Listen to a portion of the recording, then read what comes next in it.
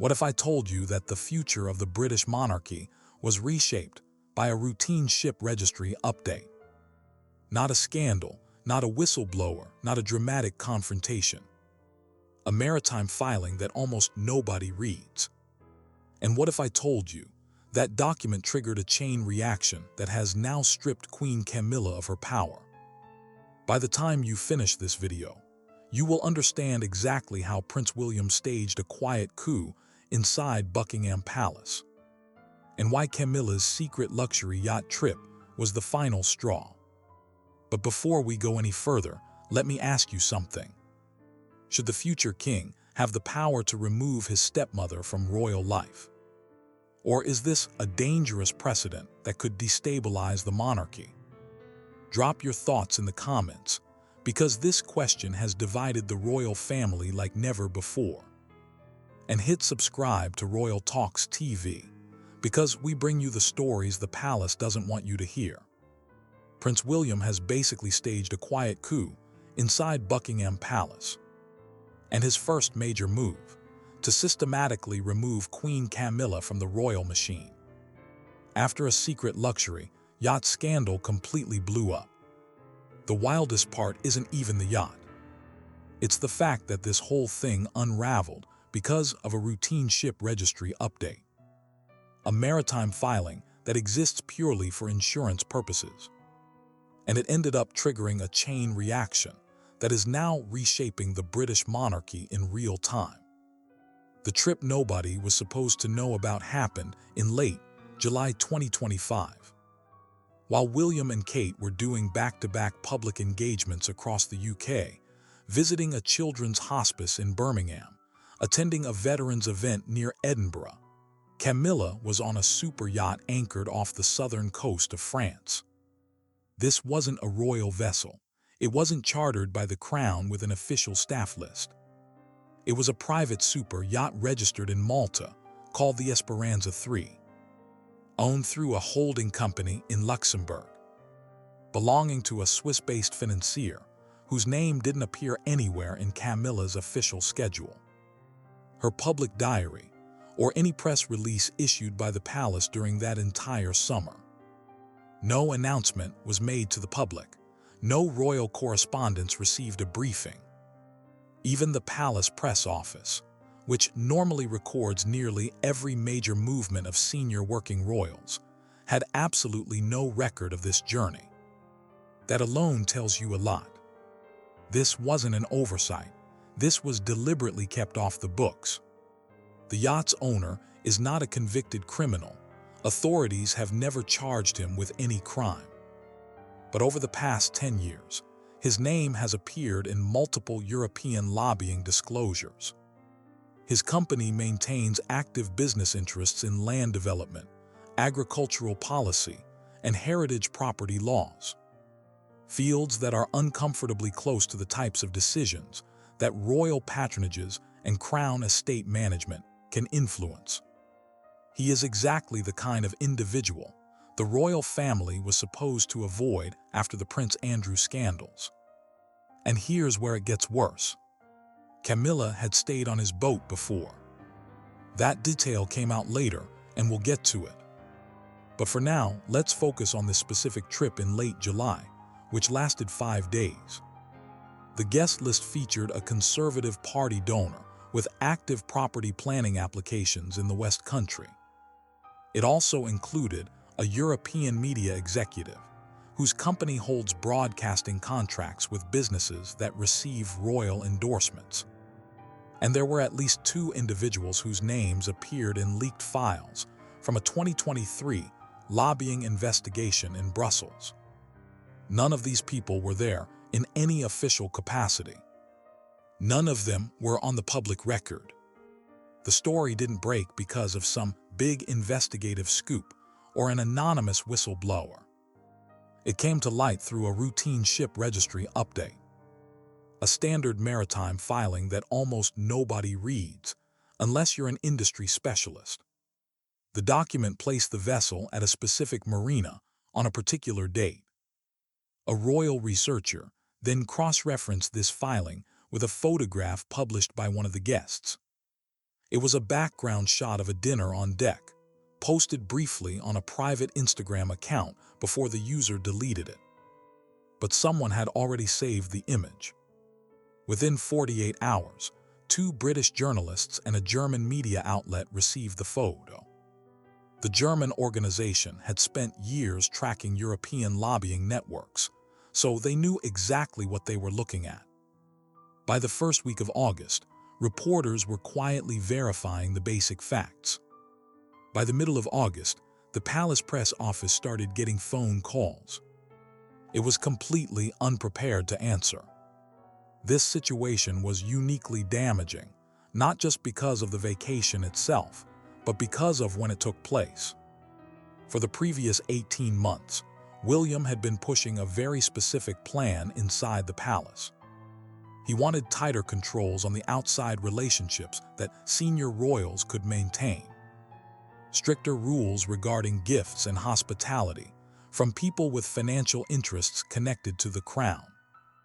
And a clear internal order stating that the monarchy could not risk another excess scandal, like the ones that destroyed Prince Andrew. William had put these new expectations in writing. His team sent the updated rules to the households of all senior royals. This guidance was mandatory, not optional. Camilla's office received the document. She went on the trip anyway. Royal sources spoke to the Times in August and described the atmosphere inside Kensington Palace as one of controlled fury. If you understand how William functions, that phrase is way more chilling than an open display of anger. William doesn't yell, he doesn't leak to the press. He doesn't grant interviews to explain his side of things. He removes people from his life. He removed his own brother from the royal institution. He removed Camilla's sister from the Duchy of Cornwall payroll without making a single public comment. He forced Prince Andrew out of Royal Lodge through a process so methodical and patient that by the time it concluded, Andrew had no options left. The people who know William best say the same thing about him every time. When he decides something is over, it's completely over.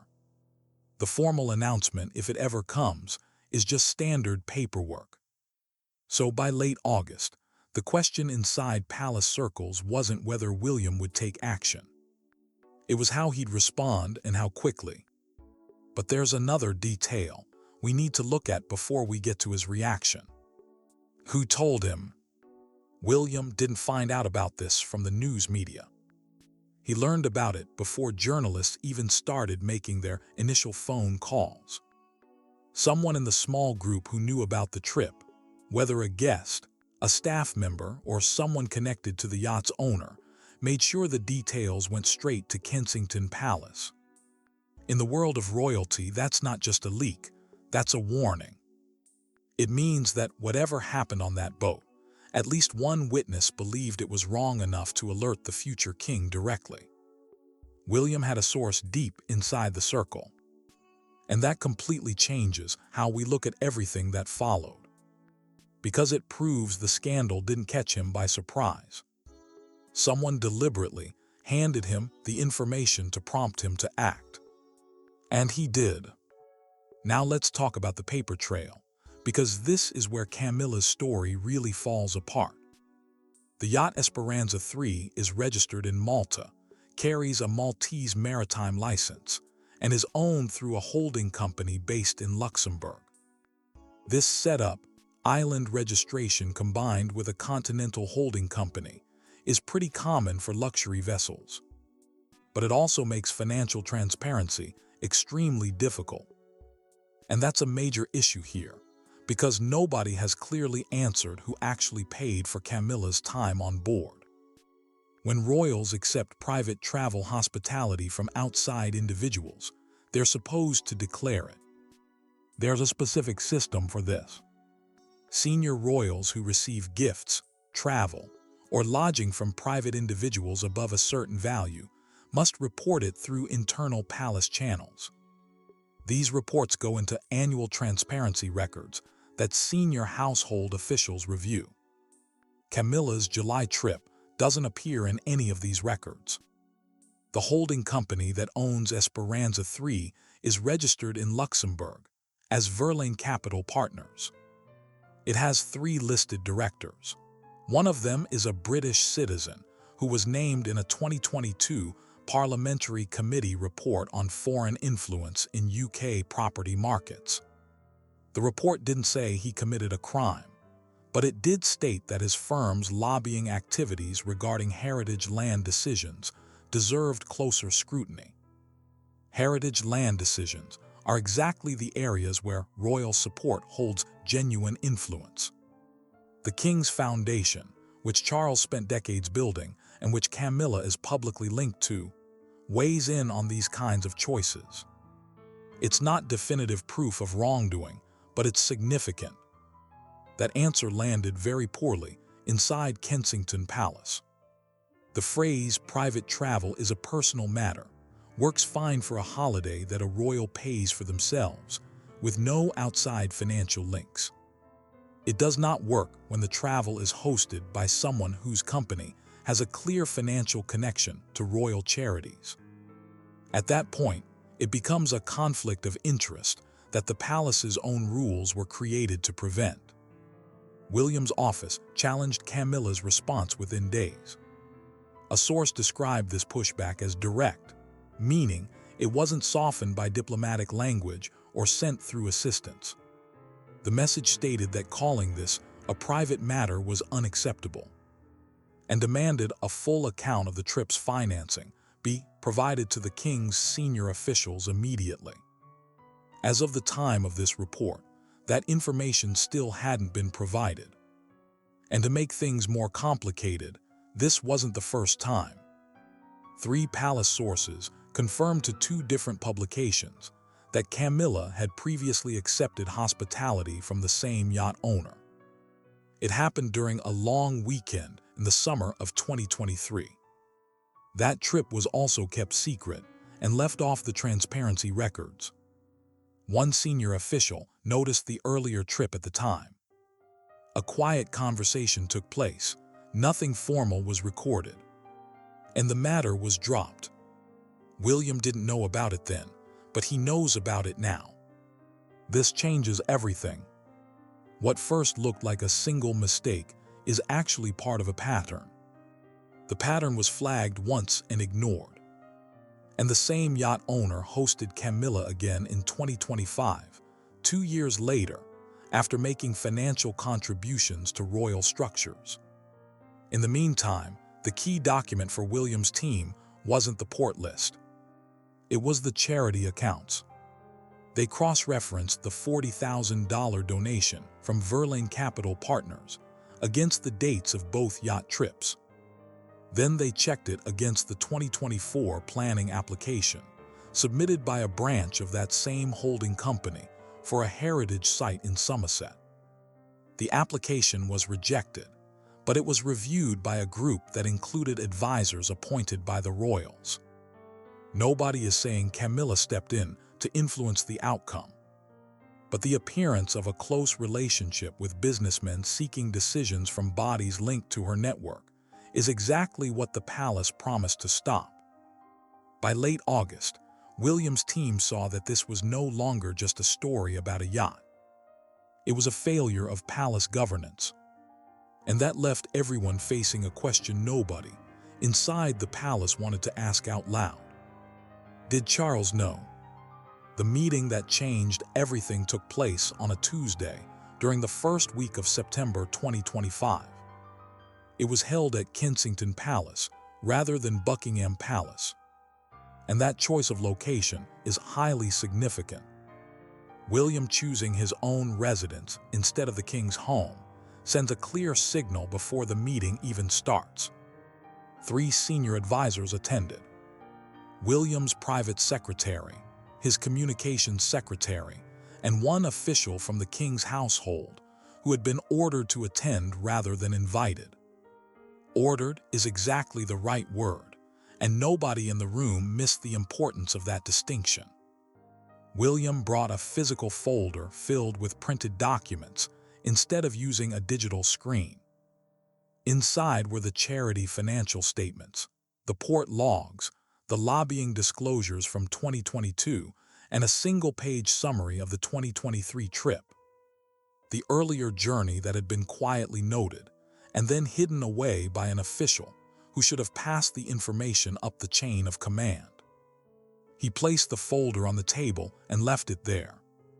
He didn't describe the contents or guide them through the pages. He simply said, "I need to know who saw this in 2023 and decided it didn't need to go further." The official from the king's household, a man with over 15 years of palace experience, couldn't provide a clear answer. He knew the earlier trip had been flagged, but he didn't know who had decided to keep it off the official record. That lack of clarity did not satisfy William, and he made his displeasure obvious. According to a source with direct knowledge of the meeting, what followed wasn't a shouting match. It was much quieter and more uncomfortable. William went through the paper trail step by step. The first trip, the financial donation, the property planning application. The second trip. He arranged them in chronological order and asked a simple question. At what point was my father informed? The answer was complicated. Charles had been told about the July trip, but only as a casual update, not as a formal disclosure. He knew about it the way a husband is told his wife is going on a holiday. The location, approximate dates, that she was traveling with friends. He hadn't been told who owned the yacht. He didn't know about the Luxembourg holding company, the lobbying history, or the donation. Whether he bothered to ask is a separate question.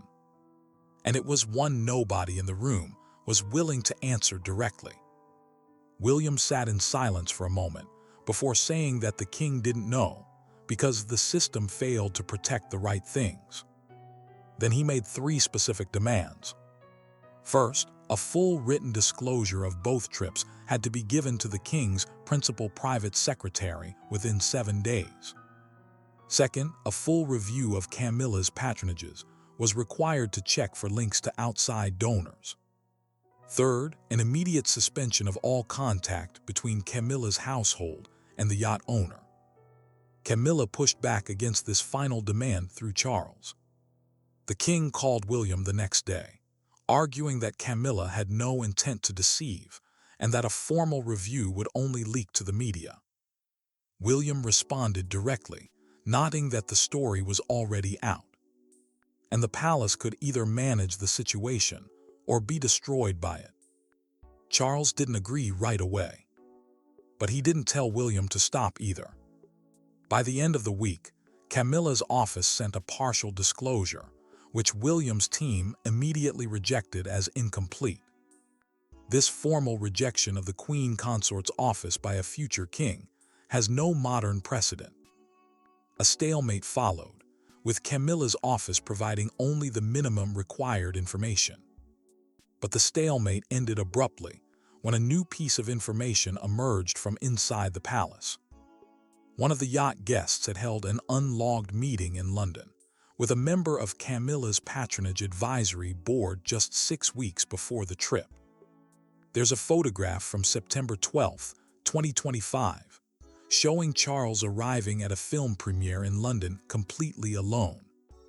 Camilla was listed on the original program, but was absent that night. The official reason given was a scheduling conflict, no further details. Royal correspondents noted the change and moved on, and most people didn't think much of it. Inside the palace, however, that absence wasn't a scheduling conflict. It was the first visible sign that something had shifted in how Camilla's public commitments were being managed, and who was now involved in those decisions. Charles has been in cancer treatment since February 2024. He hasn't discussed the specifics publicly beyond a brief statement at the time of diagnosis. What's known from palace sources and medical correspondence is that his treatment schedule has required significant adjustments to his working pattern. Engagements have been reduced, overseas travel has been limited, And there are days when he's simply not well enough to be in meetings. That physical reality has quietly changed the balance of power inside the palace in ways no announcement has ever formally acknowledged. When the king isn't well enough to chair a discussion, someone else chairs it. When he can't review a document, someone else reviews it. Over the course of 2024 and into 2025, that someone with increasing regularity has been William. This isn't a coup or a forced transition. It's simply what happens in any institution when the person at the top is managing a serious illness and has a capable deputy ready and willing to absorb the workload. But it does mean that by the time the Yacht story broke, Charles's ability to intervene on Camilla's behalf was already more limited than it had been 2 years earlier. Not because he lacked the title or authority, but because the day-to-day running of the institution had been shifting toward William for months. And everyone inside the palace knew it. The phone call Charles made to William after that first meeting, the one where he argued that the review risked becoming a bigger public story, was genuinely difficult. Charles doesn't find confrontation with his son easy. Their relationship has been carefully rebuilt over the years since the worst of the Diana-era fallout. And Charles has invested real effort in it. He also loves Camilla deeply. He spent 30 years being publicly criticized for that relationship. And he married her when doing so was still a genuine risk to the institution. His commitment to her is not in question. So when William told him that the partial disclosure from Camilla's office was insufficient and that the review would proceed regardless, Charles pushed back again. He reportedly told William that Camilla had given him her word that there was nothing in the 2023 trip that needed further scrutiny. William told his father plainly that her word did not match the documentation. That exchange tells you everything about where the authority actually sits right now. A son telling his father, the reigning king, that a personal assurance from the king's own wife is not sufficient, and the king not being in a position to end that conversation with a firm no. Charles asked for more time, and William gave him 72 hours. Those 72 hours were among the most strained the household has experienced. Charles spoke to Camilla. Camilla spoke to her own advisors, and her advisors spoke to palace lawyers. At some point, the question of what exactly happened at the 2023 meeting between the Yacht guest and the patronage advisory board member was put directly to Camilla. Her answer was that she hadn't been present at that meeting and hadn't known it took place. That may be entirely true, but it created a new problem. If she didn't know it took place, it meant someone in her circle had arranged a meeting between one of her patronage advisors and a man who would later host her on a yacht without telling her. Either her own staff was managing her in ways she was unaware of, or the meeting wasn't considered significant enough to mention to her. Neither explanation made things simpler for Charles to defend. By the end of the 72 hours, Charles reached a position no husband wants to reach. He couldn't contradict William's factual case because the documents existed and the meeting had happened. He couldn't independently verify Camilla's account because the relevant staff member had provided only a partial explanation. And he couldn't tell William to drop the review without openly undermining the institutional reform agenda he had himself publicly endorsed. He called William on Thursday evening. The conversation was shorter than the first one. He told William to proceed with the review, asked that Camilla be treated with dignity throughout the process, and requested that nothing be made public without his prior knowledge. William agreed to the last two terms. The review was already proceeding before the call ended. What Charles couldn't bring himself to say out loud, but what every senior official understood by that point, was that he had just stopped being able to protect her. The space where his protection used to operate had quietly closed around him, while he was focused on staying well enough to keep working. Camilla had built her security inside this institution on Charles's ability to shield her.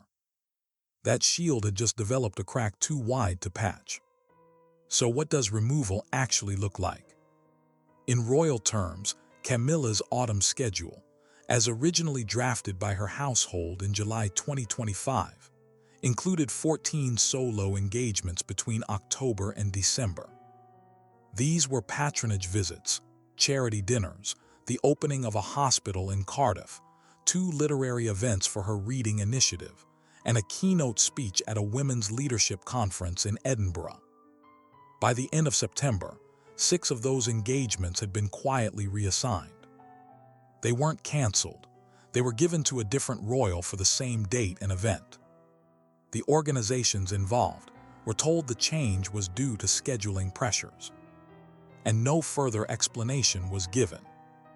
Nobody asked questions publicly, because that's not how you maintain a good relationship with the palace. But royal correspondents and Camilla's own staff noticed immediately. This is how removal happens inside a royal institution. It doesn't come with a public statement or a dramatic scene.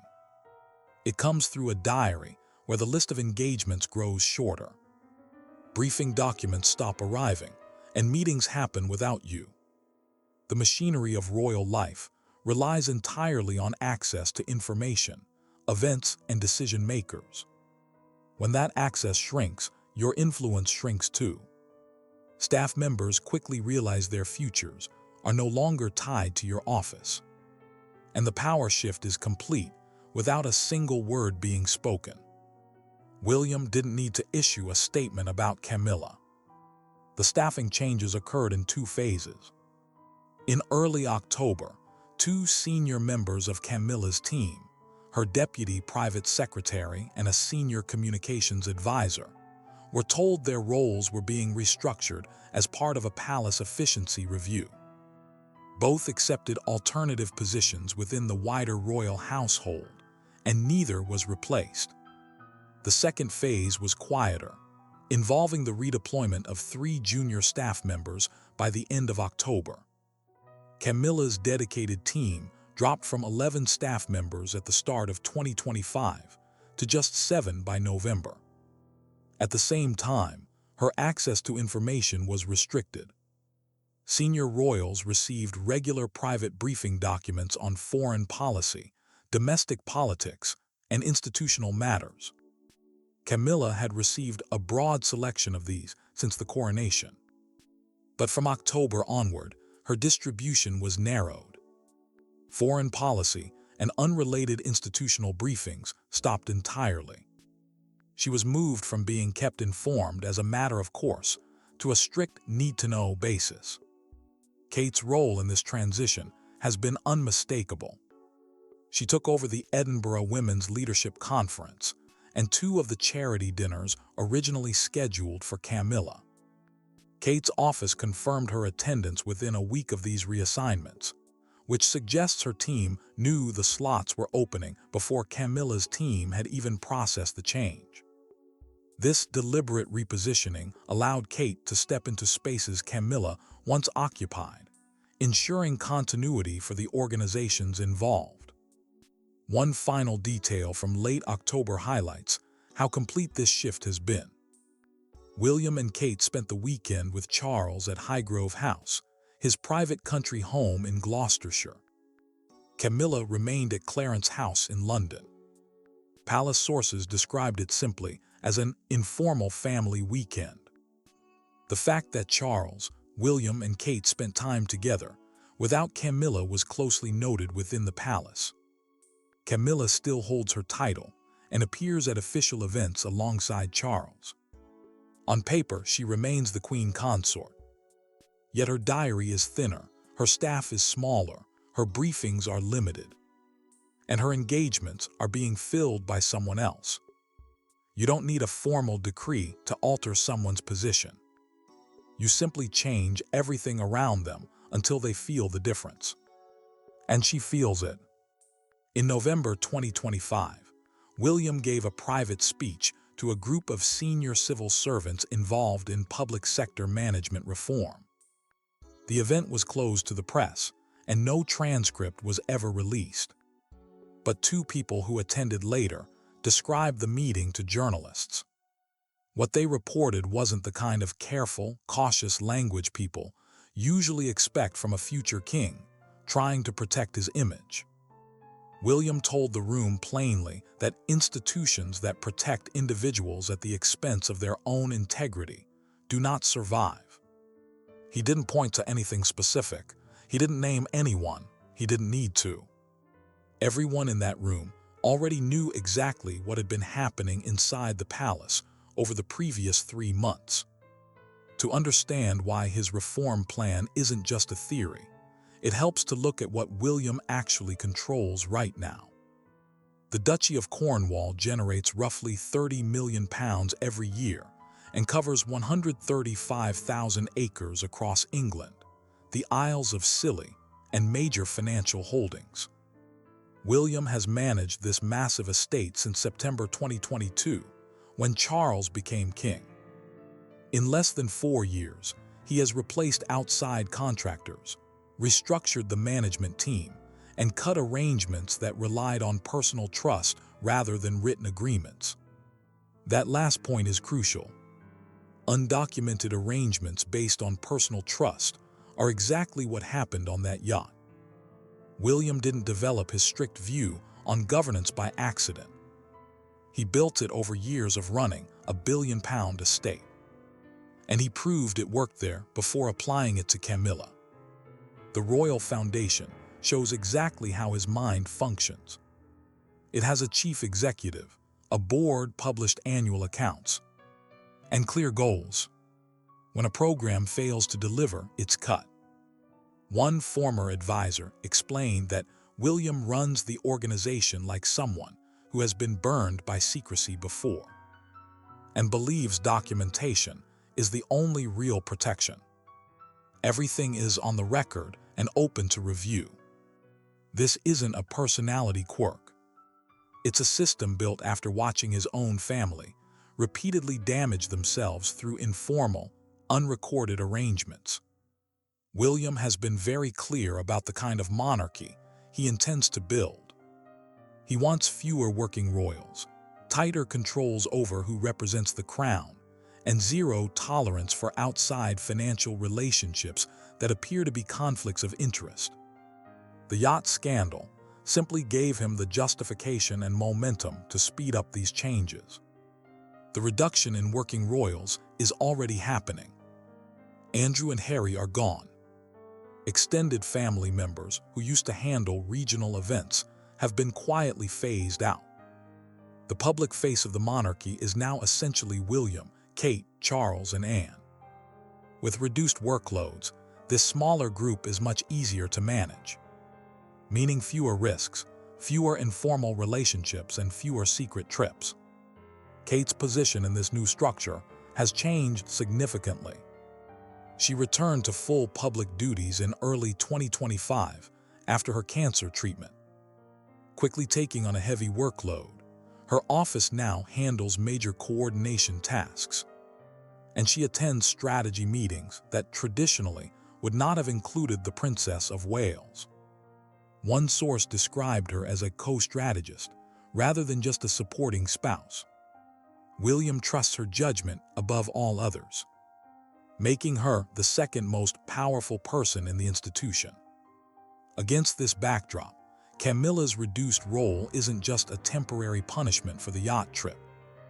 The monarchy William is building has a new center of gravity, and she is simply not part of it. The engagements shifted to Kate are not going back. The cuts to Camilla's staff will not be reversed. This leaves one major unanswered question that palace officials avoid. When Charles dies, Camilla will become the Queen Dowager. She'll keep her title and a residence, but major estates like Sandringham and Balmoral will pass to William. The institutional support she relies on exists because Charles is king. When that changes, Her quality of life will depend entirely on William's generosity. Given everything that has happened, it's highly unlikely he'll offer much. Camilla still has her title. She still walks beside Charles at state occasions. But the diary is thinner, the staff is fewer, and the woman filling her spaces is Kate. So now you know the full truth behind the yacht scandal and Camilla's removal from power. You know how William did it, you know why. But what happens next involves someone we haven't even talked about yet. And that story might be even more surprising. If you've made it this far, hit that subscribe button and turn on the bell for Royal Talks TV. Because stories like this don't stay buried for long. Drop your thoughts in the comments below. Do you think William was right to remove Camilla from power? Subscribe so you don't miss what comes next.